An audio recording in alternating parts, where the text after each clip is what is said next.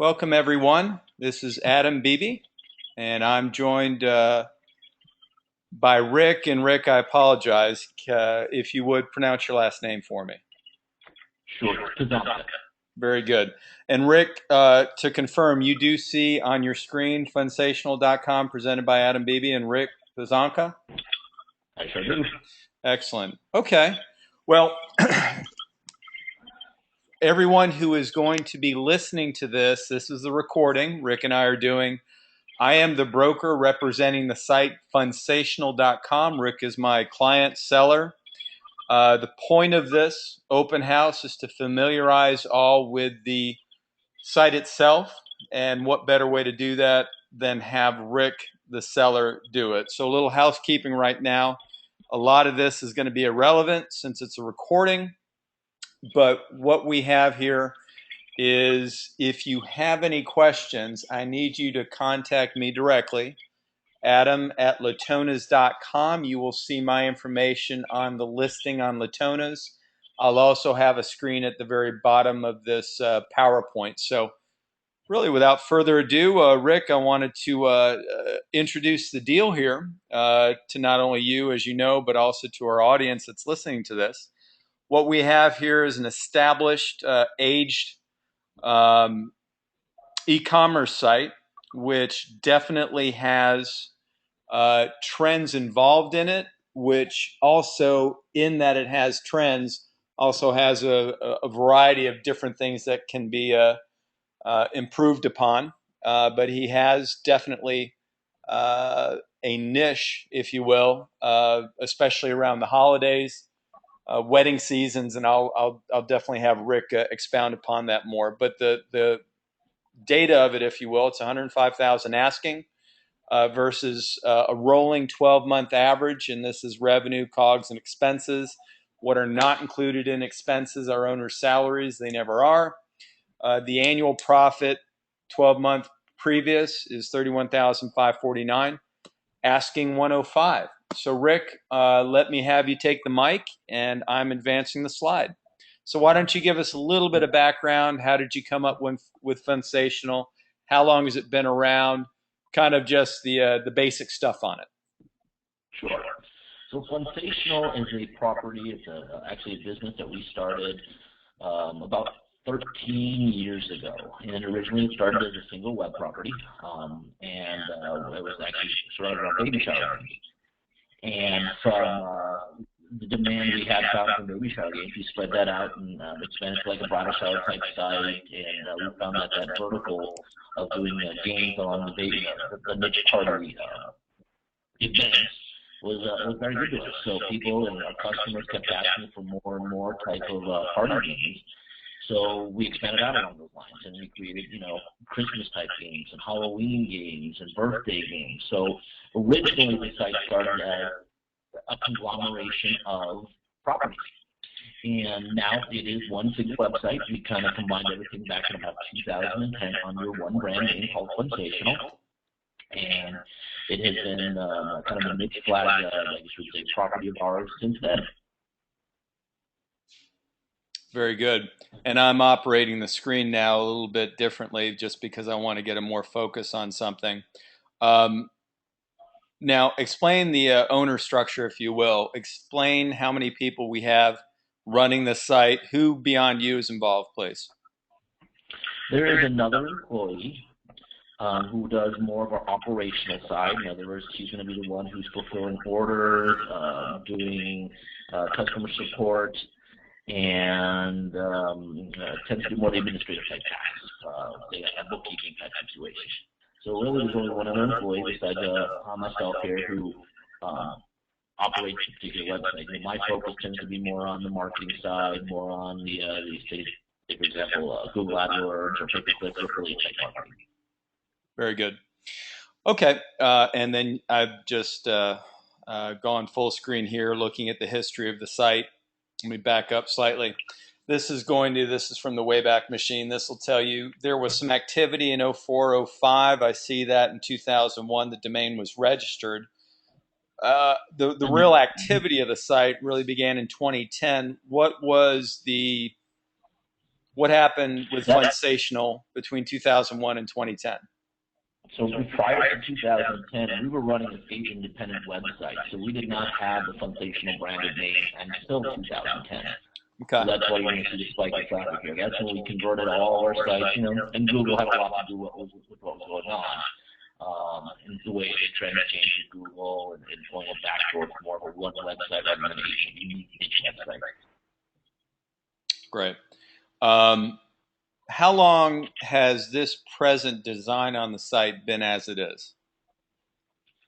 This one, the latest design we have up right now was last year, so it would have been August of 2013. So that's like the redesign site. So Funsational itself has gone through several different iterations and redesigns, different technology platforms. Originally, we were, way back in the day, we'd kind of be like a classic ASP thing.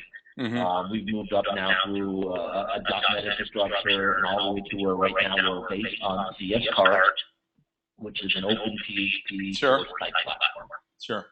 And people who are going to be listening to this are very familiar with that. Was there a reason why you did the redesign? Did you find expand upon that? The primary reason, again, was we made a decision in 2012, based on customer feedback again, to not only buy our unique printable games, but they wanted us to begin shipping games to them and shipping party supplies in general.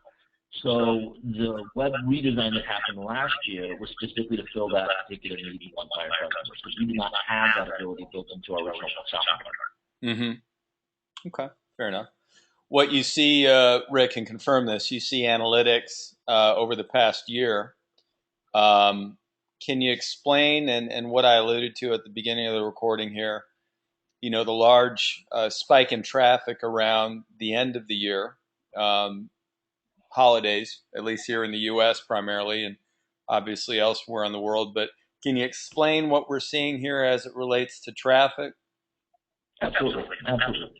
So, again, Funsational, I would say, surround the websites that we have, and I shouldn't say websites anymore, it's more the products that we're offering do surround, say, like an event. Some of our events are like baby showers. And baby showers typically run from, say, January through middle of November, right about Thanksgiving. So that's kind of what the industry defines as seasonal type for a baby shower. A bridal shower type event will typically run in the first half of the year through June, July type time frame. What we see here in different spikes are going to be some of our holiday type stuff. So we're going to have, say, Valentine's games or Valentine's parties. Those are going to happen in February. Q4, you're going to have not only Halloween, but you're going to have Thanksgiving and Christmas. So there are going to be rather large spikes around those particular holidays for traffic, in the sense that there's a very short time frame and a lot of people looking for events to do or games to play at those particular parties. And that's why you're seeing spikes up and down here, especially that big Q4 spike, because Christmas tends to be one of our larger events during our sales season. And if we were to pull 2010, 2011, 2012, 2013, it would be a similar graph? It's extremely simple. Right. Yeah, so every year this pattern repeats itself. Well, your slowest time of the year is basically the week between Christmas and New Year's. That's where literally you don't have much going on. That's when we do a lot of our website updates because our traffic is down then. Other than that, from January all the way through the rest of the year, you're pumping traffic through. Is there one specific time frame other than what currently the site does very well during? Is there one particular time frame that you as the owner either are focusing on to improve because you see a potential there that the market's not serving, or is there something you can think of that should be more focused on? So as to cover the majority of, say, the holidays, I guess you'd say, the majority of the major events out there. There's a lot of little different niche type events that you can certainly do. Like one of the areas we were kind of starting to cover were more along the lines of over the hill type stuff. parties where, they go on throughout the year, Sure. or a 4th of July type events where, again, it's, in terms of major holidays, it's there, but it's not I guess you would say, a big event like Halloween or Christmas. So there's Right. little niche events, I guess you'd say, or maybe niche occasions that can certainly be covered, and we've started doing a lot of those. But you won't see that big, huge jump in traffic that you would Makes see in, say, sense. like a Christmas or Halloween type time frame. All right, makes sense. And as Rick, you see the graph or the slide I forwarded to is just the breakdown of traffic. It's primary U.S. traffic, which uh, most Yep. people would agree is very good stuff. We're going to be primarily U.S. based, and obviously Canada will have some Canadian customers as well as Australia. But it's primarily English-speaking type traffic. Excellent, excellent. And I would imagine this has been since the inception of the site, not exactly, but kind of the same philosophy, kind of breakdown.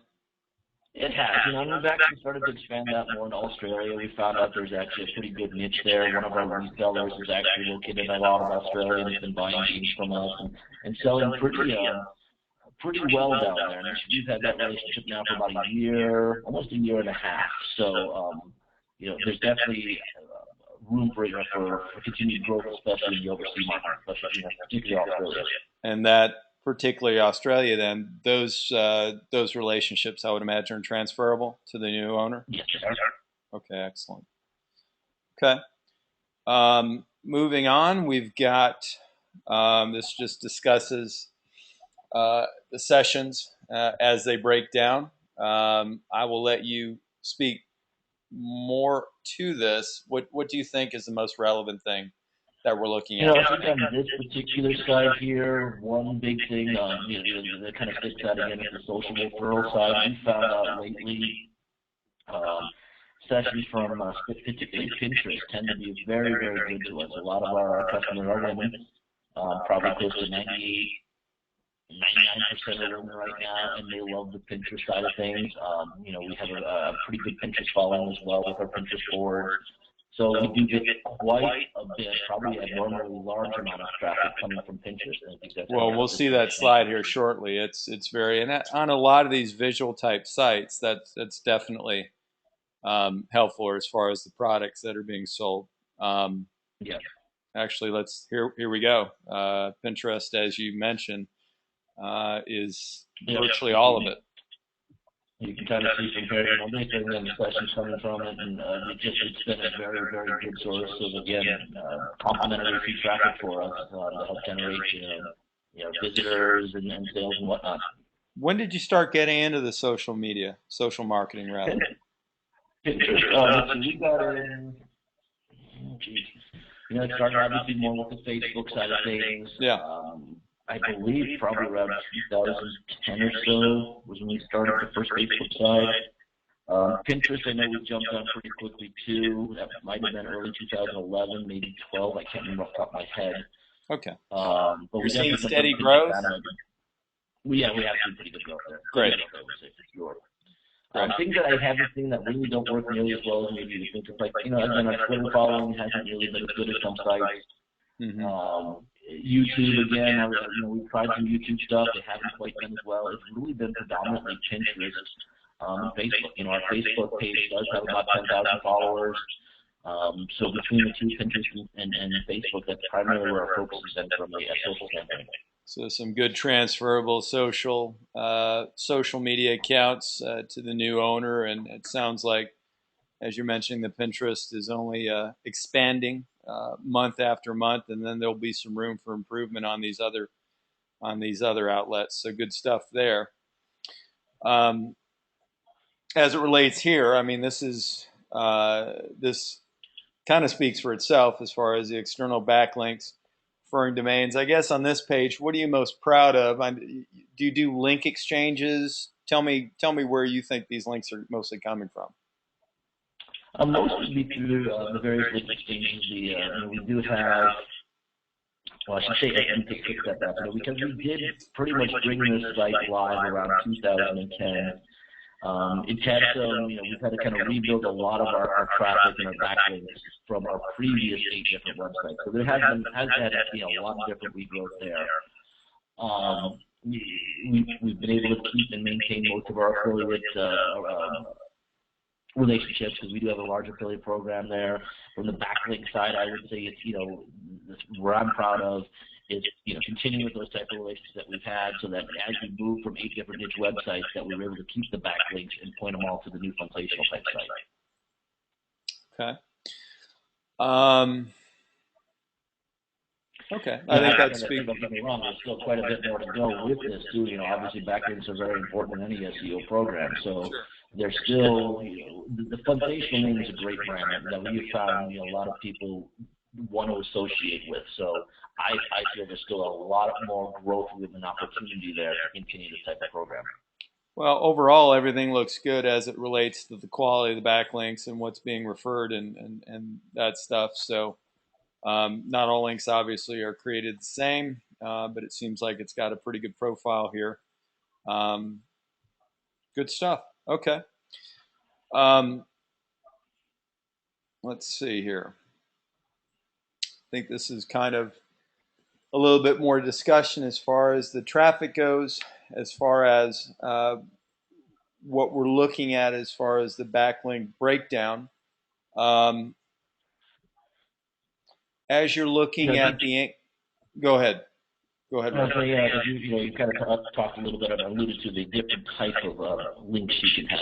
Lately to our focus has been a more quality type links coming from more authoritative type sites. So that's obviously where more of our focus has been, and continued focus should be in that area. I think the brand of Sensational itself has begun to establish itself, and that's where continuing to grow that area is going to be very important for any new ownership. Mm-hmm. Good. Everyone, I'm sure, listening to this is familiar with SEMrush. This is obviously giving a breakdown as it relates to the expense of the traffic if someone were to buy it. We are seeing a bit of a overall upward trend. I'm confused, and why do you think that there was inactivity really for the first 2.5 years of the site, closer to 3, and then there's been some activity as of late? Looking at this one here, obviously part of my guess on why this is going on here is, again, during the conversion and the launching of the site in 2010, we still had those existing niche websites open. So there was a slow transformation from those niche websites to Sensational, and that's how kind of what you're seeing here is that pickup. Mm-hmm. Looks like July as well when we started. Looks like in July 12 we started to get more and more traffic to the Sensational.com website. So there was a slow conversion to get more and more traffic over to the new site. So we just didn't turn things off in the beginning. It was a progression point, and that's what I'm assuming here. This is what a lot of the stuff is pointing to. Most of our keywords and whatnot through our PPC type campaigns for Sensational, those were primarily transferred over within the last. Probably would say last 2 years. Last year especially is when we really started hitting hard on the PPC for Sensational, because most of the time that stuff is pointing into that niche website. Makes sense. And this is just discussing what you're ranking well for as far as keywords and such. Are you involved in AdWords at all? Are you buying any traffic? I think that's probably a good point to bring up. Obviously, it's mentioned in the listing, but why don't you go into about the keyword situation here? Sure. We do quite a bit of Google AdWords type advertising. Google AdWords and Bing are 2 major ones there.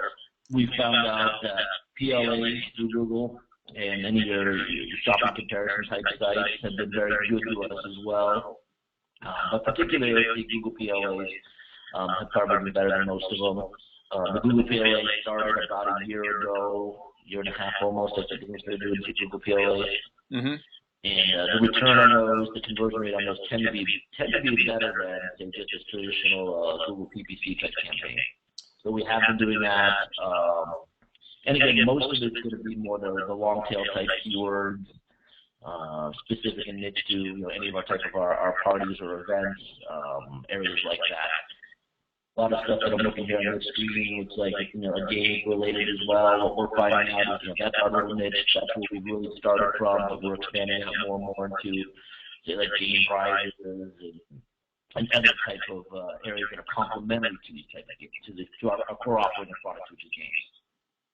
Well, and the fact that you are involved in campaigns and such, and that's built into the expense structure, you're kind of factoring that in, that within the budget, even if everything went and there was another algorithm change in Google, at least you have the business is used to some sort of campaigns and buying traffic, and that I think's relevant. That I think's whenever something's 100% organic, that may be a little issue. And that was definitely. The other thing to remember too about Sensational is not just our PPC from say a Google or a Bing, but also our affiliate traffic. We have a very large affiliate base. There's over 4,500 different share sale affiliates and close to 1,000. We have 1,000, probably close to 1,000 different link share type affiliates right now. That also are sending us traffic, so we're not completely dependent upon, say, a change in a Google algorithm anymore. It's good not to have your eggs in all in one basket. That is good. So especially with the relationships there. And it also helps out too when you want to, it's one of those quick to the affiliate channels. They're always looking for latest deals and quick, private type sales. So it's also a great way to help build again the brand within the community out there. And say, hey, affiliate A, B, and C, I'm going to offer you guys this uptick in commission if you guys go ahead and push this private sale for us. And our affiliates have been very, very open to do this, and we've had a great working relationship with them. Excellent. What you alluded to, and this is just a graph bolstering it, and the takeaways here are the monthly uniques. It does get a large amount of traffic always. The thing I like about the site is it's steady. We're looking through the first half of the year here, and then we, obviously we have July data already on the listing. So listeners, please definitely go to the listing on latonas.com. What you'll see is a lot of consistency within the first 6-7 months, and then as Rick mentioned, around the major holiday season, a spike. And Mike, Rick, as you alluded to, that's year after year, and that's not only for uniques, but obviously page views, very stable, very predictable, very consistent. And if you know what you're dealing with, that's a positive thing. Go ahead. It is year over year too. It is very typical. It's kind of ironic. So if we were to take one year over the other, you would see this exact same type of trend. That's excellent as it relates to planning and what you can expect. That's good stuff. This is an admin section, so I'm going to let you completely talk about this. This is your back end, so why don't you let us know what we're seeing? Sure. So this is this initial page here is the home page administration screen for CS Cart. This is built on CS Cart 3.06. That is the major. I think we're up to 4 now, but this one is the one we based our products on. Typical administration that goes on in here, you have order taking capability, you can search through orders, you can add your products. It's pretty typical from that standpoint. I think what makes this a little bit more unique, and maybe Adam can go to the next page, I think you'll see what we consider our game administration. Yes, this one here. So this is the custom-built add-on for CS Cart that I had our development team create for us. This is where your principal games are managed from, and we may take a step back here and again talk about the product offerings of Sensational. Sensational offers and has offered, I guess you'd say, its primary core offerings has been printable games. That's how this site started. What is a printable game? It's a game that somebody or anybody for that matter can come and print right from the website within 5 minutes of ordering. It has been the most popular product for Sensational since its inception. And this particular piece of the admin panel is what manages that. So a customer can come in purchase the game, and print it right from our member section. This administration piece manages the type of the game that it is, whether it's a bingo game or a crossword or a word find type of game. You're able to input in here the name of the game, its instructions, and actually upload a particular PDF or associated template that will create the game for the customer. That's what this piece is. It's a big piece for the website itself. Like I said, it's the engine behind the tournament game. Excellent. Anything else on this screen that would help visually? Like I said, this is only for our printable game management. The previous screen is where you're going to manage your ship type products, Okay. meaning anything from a dropshipping relationships that we have for some of our party supplies to our actual games that we print and ship. But I think we're pretty good on this page. Okay, and obviously you're going to be providing support and training as it relates to what you've developed here. Should be coming up on your screen here. These are just different products, correct? Yep. So these, again, this is still the back-end administration for our printable games, and you kind of see how it's set up and laid out. Each of the printable games will have its own area there, and we'll tell how many active customers they have next to these games. Some, obviously, like any product, some products have more customers than others. But each of these games will show an access period for a customer, and the access times are configurable right from this back end. We've got them set to 90 days. Some of our products have over 365 days of access. It just kind of depends, and it's up to the ownership group to decide how long they want customers have access to the game. But each game is individual, so you can specify one game to have 30 days, another game to have 65 days, but it's all done right here to the administration panel. Excellent. The big thing too is that you've done a lot to create, and I know Rick and I have had previous discussions as it relates to what you've created over there from an admin side. It is something that's very very helpful, intuitive. It is something that I know, and this is more of a personal aside, that just with Rick's engagement of the site, knowledge of the site, and also the speed in which and the accuracy in which he provides me answers, I'm sure the new owner would be able to seamlessly take over the functioning of it, and that's good stuff. So, not trying to beat a dead horse here, but what we're looking at is a cyclical revenue, traffic, uniques, and stable. So, right. So this is going to follow, again, same kind of traffic pattern, same kind of revenue pattern as well. You're going to peak around those holiday type season, and again, because you're getting an extra influx of traffic.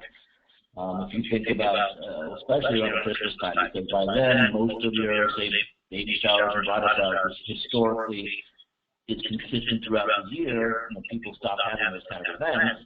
But then you've got 25, 30 days worth of just nonstop focus on, say, a holiday event or a Christmas party. And what we found out, this is a Christmas party, is a lot of corporations, a lot of classroom type events. They love these type of games, and it's been very, very, very good to us. And that's again why you're seeing that type of spike, because in a very, very short time frame, there's a lot of people looking for these type of party games. You may have touched upon it. And not exactly, but just give us a ballpark, the breakdown as far as revenue, printable, shipped. Sure. What are we talking about here? So again, like I mentioned before, the core offering is our printable games, and the core offering of printable games is probably going to consist of about 80% of your revenue. That's excellent. That's the easy part of this business, because that piece is kind of the money machine that runs over and over again without very little input from you. Right. The website does all the selling, the website does all the fulfillment. You simply have to provide the support for it. Sure. So 80% runs there. I would say about 15% is our new and upcoming product line, which tends to be more of our ship type games. And the 15% I'm talking about includes not only games that are shipped from our website, but also our wholesale base. We started a wholesale distribution a product line where we sell those games to additional websites and companies. So that's about 15% of our revenue. And then the other 5% would be, say, drop shipping of party supplies and products. Are all these games, do you have a license for them? Do you own them? Do you have exclusive license to them? Are there any costs? These are our own games. Yep, it's own proprietary type teams now Okay. that we have developed in-house that are our own content that's Great. been done by us, so they obviously are copyrighted as well. You can't actually trademark them or anything like that. That is not allowed to be done. But that's where it is from right there. Great. Okay. COGS, self-explanatory. When you do have to ship games, this is obviously the wholesale cost of the cost of goods sold. This does not include shipping. The shipping is going to be in the expenses numbers. But what I don't know if there's really a rhyme or reason here. The important thing of everything. Go ahead. I would say, I'll comment a little bit on the costs again. The costs come into play when you start looking at our wholesale distribution piece. Again, most of the stuff, the printable games, 80% of the printable revenue, you didn't have anything but to worry about the merchant account fees. Well, now when you start actually shipping your games, you've got printers involved, you've got paper supply involved, you've got quick charges involved to actually print the paper off. So that's why you're kind of seeing a little bit of a spike, I guess you'd say. Over the last year, we really focused on trying to streamline and make more efficient that particular cost side of things and how we produce our games, and so that it doesn't have these high peaks of, say, $8,000 in one month and $4,000 the next. I think, from a more consistent standpoint, we stand probably around that 4,000 type line from a cost standpoint. That's kind of looking, yeah, $8,000 and then low of $2,000 there. I'm thinking that's ballpark what it is. Expenses are here, and your expenses are going to be. Explain your expenses other than hosting. What do you have there? Majority of the expenses are going to come on the advertising side. Again, we have a very large affiliate program, so there's quite a bit to be paid out on that side, as well as PPC type ads. We'll probably spend anywhere between $2,000 and $3,000 a month on pay-per-click type ads. So between the two, the affiliates and PPC, I say that's probably the majority of our costs there.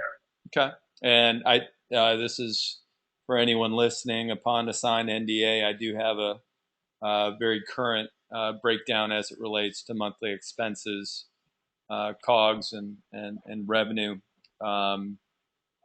You can get this data month to month just by clicking on the hyperlinks on our site, but I can go more into the breakdown once I get a signed NDA from somebody.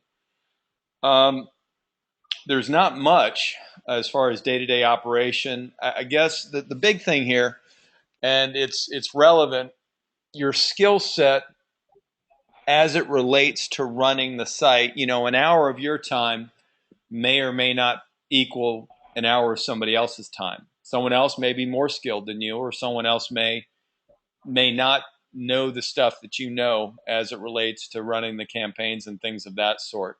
So why don't you, in full disclosure, why don't you kind of, in the Reader's Digest version, say what's needed to do on the operation of the site and what you brought to the table coming in skill-wise, and what did you need to learn?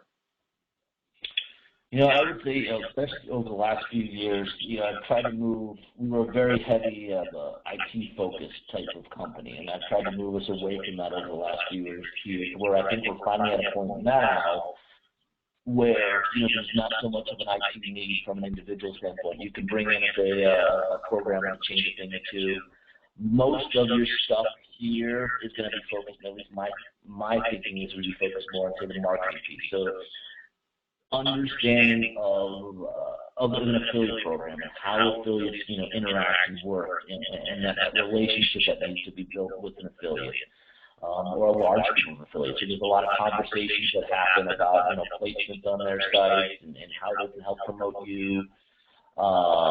Understanding the Google AdWords or PLA. Sure. So those different marketing areas. That's where a lot of my current focus is right now. And from an hourly standpoint, how much time is required, that's entirely up to the individual. I tend to spend probably close to 20 hours a week, focused on that particular area.